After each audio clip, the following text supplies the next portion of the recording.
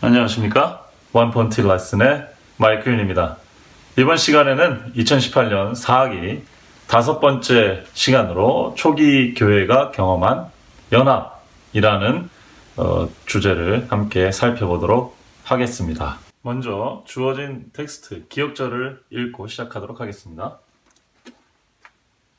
그들이 사도의 가르침을 받아 서로 교제하고 떡을 떼며 오로지 기도하기를 힘쓰니라. 이렇게 기록이 되어 있습니다. 사도행전 2장 42절의 말씀이고요. 초대교회 때 성도들은 함께 만나서 사귀고 그 다음에 식사를 하고 또 서로를 위해서 기도해 주는데 많은 시간을 썼고 또 그렇게 함으로 한 몸, 한 마음으로 그들이 공동체를 이루어서 하나님 나라의 연합을 연합되는 모습을 보여줬다. 이렇게 기록하고 있습니다. 오늘은 이 전체 교과 공부의 내용을 두 가지 큰 흐름에서 살펴볼 텐데, 첫 번째로는 이 초대교회의 하나님의 교회가 연합되고 하나된 모습이 갖는 의미, 역사적 의의가 무엇인지 살펴보고, 그 나머지는 이제 그 내용, 그들이 어떻게 연합을 했는지를 우리가 함께 살펴보도록 하겠습니다. 먼저 역사적 의의를 한번 살펴보죠. 이번 교과에서 저희가 자주 계속 반복적으로 이야기를 했지만 이 하나님 안에서의 연합, 예수 그리스도 안에서의 연합은 창세기부터 그 내용이 진행이 되는 과정이라는 것을 알 수 있습니다.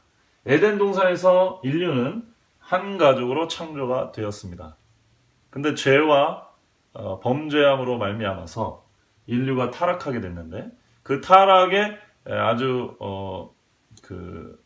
결론적인 아주 제일 안 좋은 결과가 무엇이냐면 바벨탑 사건으로서 온 인류가 다른 언어를 쓰고 다른 민족으로 분할되게 된 것입니다. 언어가 바뀌고 사는 곳이 달라지고 서로 문화가 자기들의 사는 곳과 언어에 맞게 발달되게 되면서 그들은 원래 한 가족이었다라는 생각보다는 이제 다른 가족이다, 우리는 다르다라는 생각을 갖게 됐습니다. 여러분 아시는 대로 말이 달라지면은 그 지역에 와서 살더라도 하나가 되기가 굉장히 어렵습니다.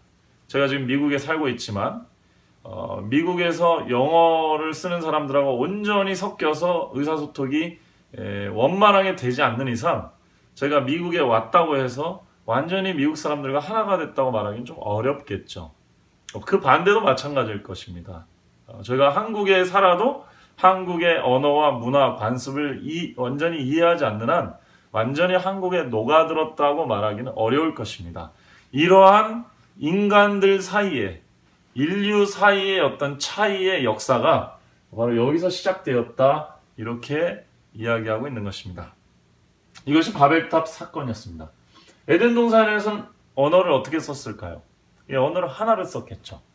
그러나 바벨탑에서 언어가 다양하게 많아지게 되었고, 그것이 민족의 분화, 신화의 분열, 전설, 역사의 분열로 발전하게 돼서 지금 저희같이 일본 사람과 한국 사람이 사실은 같은 인간이지만 굉장히 다르다고 생각하고 서로 좀 좋지 않은 감정을 아직도 갖고 있는 그런 모습을 여기에서 그 연원을 찾을 수 있다, 이렇게 말씀을 하고 있습니다. 그래서 여태 이 창조가 이루어지고 타락해서 그 모든 결과가 바벨탑 사건과 인류의 분열로 결과가 나왔는데, 창세기 12장에 하나님께서 이 모든 역사, 분열의 역사를 다시 에덴으로 돌이키려는 하나님의 계획을 하나 실행시키기 시작합니다. 그 하나님의 구속의 계획, 그것이 아브라함으로부터 실행되기 시작합니다. 이게 구속사의 시작이라고 말씀을 드렸습니다. 그래서 아브라함이 중요하죠. 왜요? 흩어진 민족 중에 셈족 중에 한 민족을, 한 사람을 선택해서 한 민족을 만드시고 나라를 만드셨습니다. 그 이유는 그 민족과 나라만 사랑해서가 아니라 그 민족과 나라를 통해서 그 민족과 나라를 중심으로 다시 에덴 동산의 하나였던 하나님의 나라로 가게 하기 위해서 특별한 한 민족, 한 언어를 쓰는 한 백성을 선택을 하셨던 거고, 그 시작이 아브라함이었습니다. 그 다음에 그 나라를, 이 아브라함의 자손도 결국 12지파로 나뉘게 되거든요. 이 12지파로 나뉜 하나님의 나라를, 집안을 통일시키고 정상적으로 기능하고 하나님 뜻대로 그 정신, 하나님의 나라의 정신과 통치력을 주변에 보여줄 수 있는 나라로 설립을 한 게, 성립된 것이 다윗 왕 때입니다. 그래서 재밌게도 예수님은 아브라함의 씨요 자손이면서 동시에 다윗의 자손이라고 불립니다. 이 두 가지의 정신이, 그 정수가 예수님에게 응축이 딱 녹아 들어가 있기 때문에 그렇습니다. 그래서 이방을 하나로 묶는, 하나님께 선택을 받은, 온 이방에 복을 전할 하나님의 통로로서 선택받은 게 아브라함이고요. 그 아브라함의 씨를 통해서 온 민족이 복을 받게 하겠다고 했으니까, 이때 온 민족은 언어가 다르고 사는 곳이 달라진, 온 세계에 흩어져 사는 온 민족이겠죠. 또한 다윗은 하나님의 뜻을 성취하는, 하나님의 백성을 하나로 모으고 하나님의 나라를 강하게 키우는, 우주의 중심으로 세울 수 있는 인물로서 이스라엘의 가장 위대한 왕이고 통일 왕국을 이룬 왕이기 때문에 예수님은 이 다윗의 자손으로 하나님의 나라를 세울 왕으로서 표상이 되었습니다. 그래서 예수님이 오셔서 다윗의 자손과 아브라함의 자손으로서 하나님께서 흩어진 인류를 하나로 다시 모으려는 플랜을 성취시키시죠.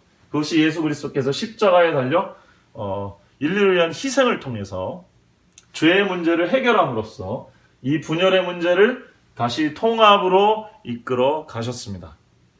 그 뒤에 예수님이 승천하시고 부활하시고 50일 뒤에 성령이 내리는데, 이때 성령은 바벨에서 흩어졌던 언어의 문제가 다시 해결되는 그런 장면을 볼 수 있겠습니다. 그래서 여기서 오순절이 중요한 이유는 바로 이 구속의, 바벨에서 생겼던 인류 분열의 문제를 구속사가 시작됐는데, 구속사가 성취됨으로 바로 기적적으로 이루어진 일 하나가 뭐냐면, 이때 생긴 언어의 장벽을 깨트리는 역사가 오순절에 일어났던 것입니다. 그러므로 언어의 문제는 굉장히 큰 문제입니다. 이것은 세계관의 문제고 우리의 인식의 문제죠. 예수 그리스도를 통해서 다른 민족, 다른 언어를 쓰는 사람들이 하나의 새로운 세계관을 확보하게 되었는데, 그것은 우리 모든 인류가 언어와 문화와 습관과 종교적 배경이 다를지라도 다 한 하나님의 자녀라는 사실, 그 하나님이 자신의 아들을 보내사 인류의 영원한 문제인 죄와 사망의 권세를 해결해 주셨다는 것, 그 세계관으로 온 인류가 다시 통합이 될 수 있었다는 것이 초대교회 공동체가 갖는 역사적 혹은 성서적 의의가 되겠습니다. 그러면 초대교회 공동체의 내용은 무엇이었나? 왜 초대교회 공동체는 그렇게 중요하고 우리가 주목을 해야 될까 살펴보도록 하겠습니다. 초대교회가 하나가 되었던 그 내용이 무엇인가? 어떻게 하나가 됐나? 초대교회 공동체의 정신이 무엇이고 어떤 공동체의 모습을 가졌나를 오늘 이번 주 교과 공부 기억절을 통해서 한번 정리를 해보겠습니다. 사도행전 2장 42절에 말씀해 보면은 교제하고 함께 식사하고 함께 기도했다, 이렇게 기록이 되어 있습니다. 자, 교제했다는 얘기는 서로 사귀었다는 얘기죠. 사귀었다는 얘기는 가까이 있으면서 자주 만나고 이야기하고 서로 보고 놀고 이랬다는 얘기입니다. 이건 영적인 차원이 아니고 사회적인 차원입니다. 초대교회의 이 공동체는 단순히 모여서 성경 공부만 한 게 아니고 서로 사회적인 교제를 이루었습니다. 아마 그 중에서 만나서 결혼하는 그런 그룹도 있었을 것이고 서로 몰려든 사람들이 사귀고 그렇게 했을 겁니다. 근데 이게 왜 중요하냐면 당시 사회적인 구조는 귀족과 천민, 제사장과 일반 백성, 남자와 여자, 종과 주인 이렇게 다 나뉘어 있었거든요. 인간적인 교제가 있기가 굉장히 힘들었습니다. 바로 이 얘기는 평등한 사회적 교제가 이루어지는 공동체가 있었다 이런 말입니다. 이거는 당시에 굉장히 혁명적인 사건이었습니다. 인간적으로 내가 어부이면 제사장 무리에 있는 어떤 사람하고 친구가 될 수가 없는 상황이었죠. 그런 거를 뛰어넘는 공동체가 초대교회에 등장하기 시작한 겁니다.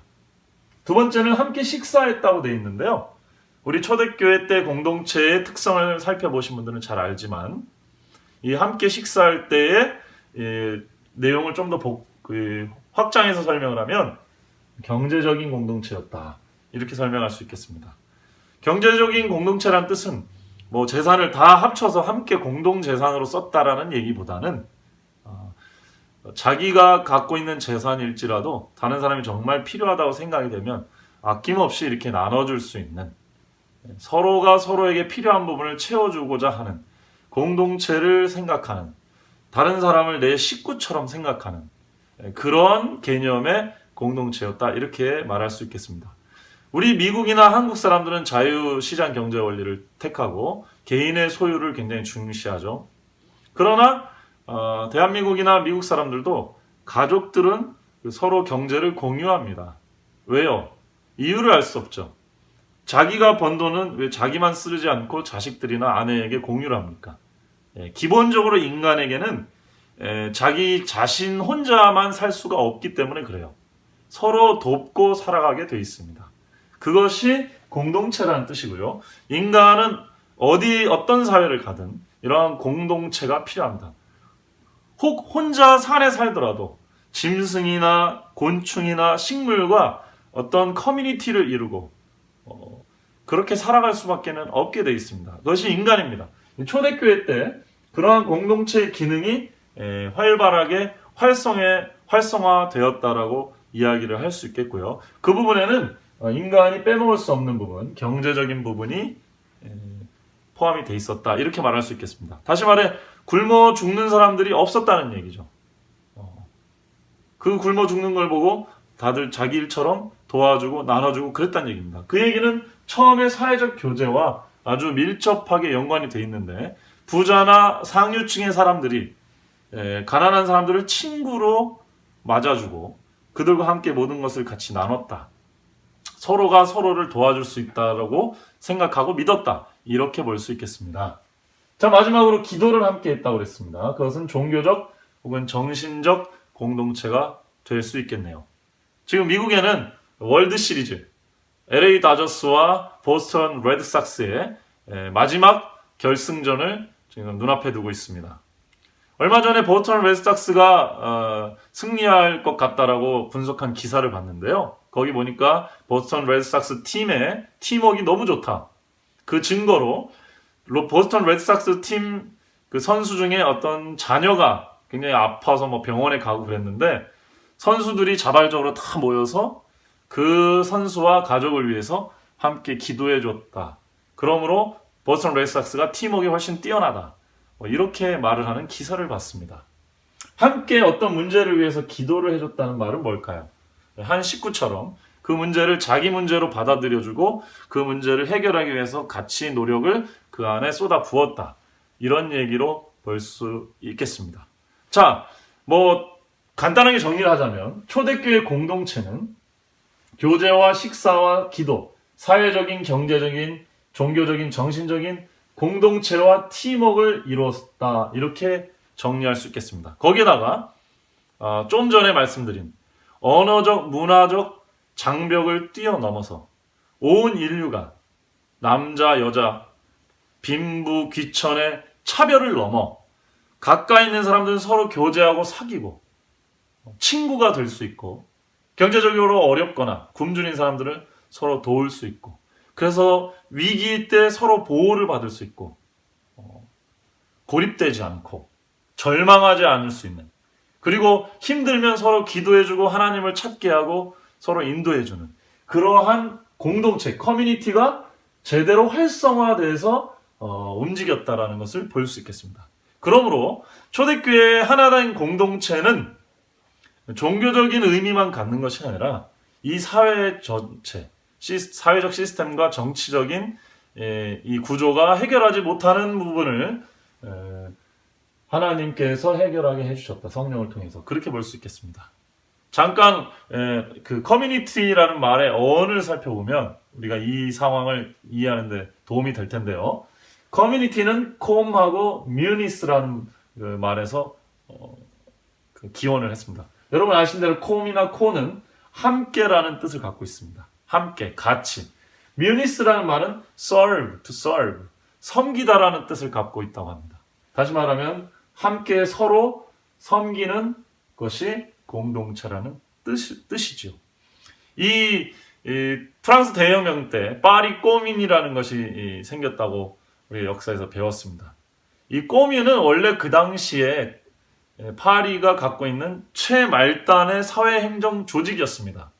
우리나라도 고대로부터 두레라든지 그 향촌에 마을 공동체가 있었습니다. 그래서 한 부락이 어려운 일을 당하면 서로 돕게 그렇게 돼 있었습니다. 누가 법으로 정하지 않아도 어떤 사람이 망하면 도와주고 서로 어디가 아프면 도와주고 서로 그렇게 품을 도와주고 노력을 도와주고 경제적으로 음식을 나누고 서로 죽지 않게 서로 보듬어주는 그런 공동체가 고대 사회는 존재했었습니다.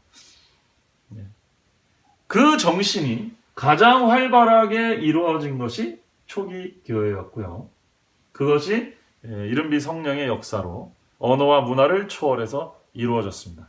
이것이 예수 그리스도의 십자가의 구원의 능력으로 성령이 내려오시자 이루어졌던 인류사적인 사건이었습니다. 그럼 마지막 때에 늦은비 성령이 내린다 그러면 이러한 공동체가 회복이 되겠네요.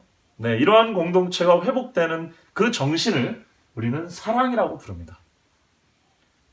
사회적 격차 없이, 배경의 차이 없이 우리가 나이와 성별을 넘어서 서로 허물 없는 친구가 될 수 있고 서로 마음을 그렇게 나누고 도움이 필요한 것을 서로 주고받고 또 서로를 위해서 기도해주고 하는 것이 한 마음이고 그것이 사랑입니다. 하나님께서는 신약성경을 읽어보면 일반 성도들에게 직접적으로 전도하라고 얘기한 구절이 한 구절도 없습니다. 사도 바울이 전도하라고 명령한 구절은 디모데, 자기의 목회자, 제자에게 한 말이지 성도들에게는 전도하라는 말을 한 적이 없습니다. 성도들에게 명령한 것은 사랑하라는 것이었습니다. 그 사랑은 무엇이냐? 이런 공동체를 활성화시켜서 각자 있는 곳에서 하나님의 나라의 정신을 실현하라는 것이었습니다. 왜? 하나님은 사랑이기 때문에 사랑으로 경험되어지고 알 수 있는 분이기 때문에 그렇습니다. 이러한 공동체를 만드는 분이 예수 그리스도고 하나님이라는 것이고 그것이 에덴의 정신이었습니다. 오늘날 우리 교회가 회복해야 될 정신도 바로 이와 같지 않을까요? 오늘날 우리는 이 교회에, 이 사회에 어떠한 서로 섬김의 정신이 있는지, 무엇을 실천하고 있는지 돌아보고 앞으로 우리가 어떻게 이 공동체, 사회에 나아가고 협력하고 친구가 될 수 있는지를 함께 토론해 보았으면 정말 좋겠습니다. 감사합니다. 오직 예수뿐